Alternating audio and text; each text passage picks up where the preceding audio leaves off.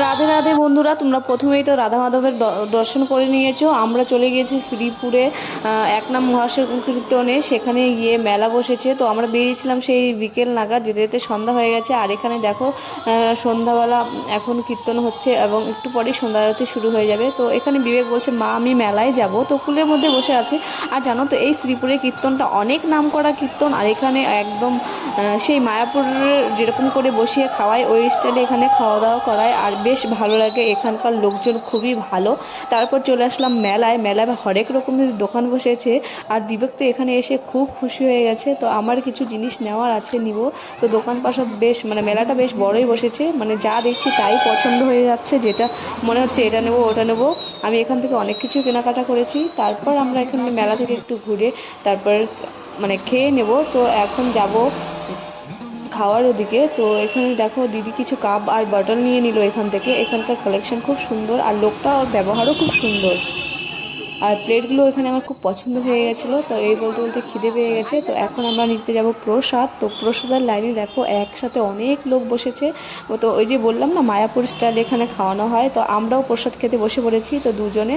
তো ফুচকা খাবে না, ফুচকাকে আগে খাইয়ে দিয়েছি। আর এখানে দেখো প্রত্যেকটা লাইনে 100 থেকে 150 করে লোক আছে। আর এখানে খাওয়া দাওয়ার একদম ইউনিক ভাবে। আর এখানকার প্রসাদ যা ভালো হয়, আর খাওয়ার দাওয়ার প্রথমে এখানে ধ্বনি দিয়ে নেয়। তো সবাই এখানে লাইন দিয়ে দাঁড়িয়ে আছে, এখন খাবার দিবে। তার আগে ঠাকুরের নাম নিয়ে নিচ্ছে, তারপর খাবার দাওয়া শুরু করবে। তো দেখতেই পাচ্ছ কত লোক বসে আছে, আর এরকম লাইন আছে 10 থেকে 12টা। তো এখানে দেখো প্রার্থনা করা শেষ হয়ে গেছে। তো এখন আমাদের প্লেট দিয়ে দিয়েছে, আর প্লেটের মধ্যে পড়ে গেল ভাত, তারপর সবজি, ডাল।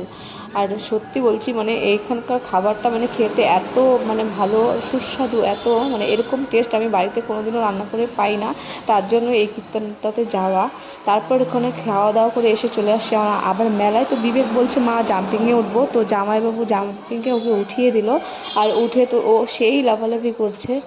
তো কিছুদিন আগেই শাহাপুরে বড় মেলা হয়েছিল, সেখানকার নাগরদোলনা ঠাকুরদোলনা অনেক কিছু এসেছে, কিন্তু এই মেলায়ও আসে, কিন্তু এবার আসেনি। বাচ্চাদের অনেক কিছু এসে, নৌকা, নাগরদোলনা, জাম্পিং, আরও ছোটো মোটো অনেক কিছু হয়, ওগুলো এসছে। তারপর আমাদের খিদে পেয়ে গেছে আবার। তারপর আমরা অর্ডার দিয়েছি মোগলাই পোয়াটা। আর এখানে যত দোকান আছে সব ভেজ। এখানে যতদিন গান হবে ততদিন সব ভেজ। তারপরের দিন সকালের ভিডিওটা শেয়ার করছি। এটা হলো আমাদের এক ননদের ছেলে, ওর দাদারা গুলি করছে, আর ও গুলি খাওয়ার পর যেভাবে পড়ে যায় সেই অ্যাক্টিংটাই করে দেখাচ্ছে। তো বেশ মজা লাগছিল। তো ভিডিওটা যদি ভালো লেগে থাকে তাহলে আমার পেজটাকে ফলো করে দিও, আর যারা ইউটিউব থেকে দেখছো তারা সাবস্ক্রাইব করে দিও। সবাইকে টাটা, ভালো থেকো সবাই, দেখা হচ্ছে পরবর্তী ভিডিওতে।